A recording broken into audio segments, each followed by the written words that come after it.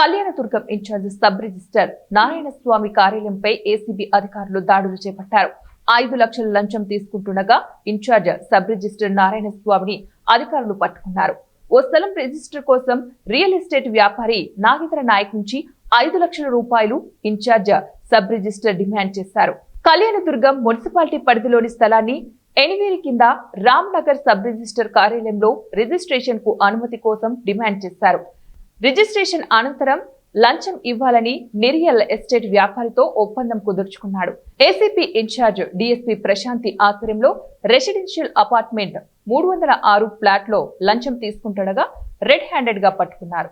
కార్యాలయంలో పలు కీలకమైన డాక్యుమెంట్లు తనిఖీ, కీలకమైన ఆధారాల కోసం కార్యాలయంలో సిబ్బందిని ఏసీబీ అధికారులు ఆరా తీస్తున్నారు. సీనియర్ అసిస్టెంట్ అతని ఇన్ఛార్జ్ ఎస్ఆర్ఓ కళ్యాణదుర్గం. సో అతను ఏసీబీ అనంతపురం చేత ట్రాప్ జరిగింది.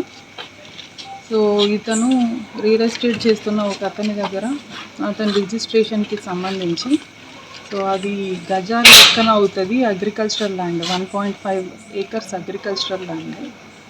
అది అగ్రికల్చరల్ ల్యాండ్ అయితే తక్కువ చలాన్ పడుతుంది కాదు, అది అగ్రికల్చరల్ ల్యాండ్ కాదు, మున్సిపాలిటీ కిందకు వస్తుంది అని ఎక్కువ వాల్యుయేషన్ చూపించి తగ్గించడానికి అన్నట్లు లంచం డిమాండ్ చేశారు.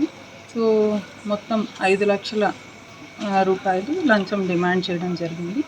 రిజిస్ట్రేషన్ కంప్లీట్ అయిపోయిన తర్వాతే ఇస్తామని వాళ్ళు ఒప్పందం కుదుర్చుకున్నారు.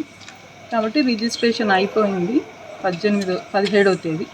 సో అప్పటి నుంచి కాల్స్ చేసి 5 లక్షల గురించి ఇతను రిటర్న్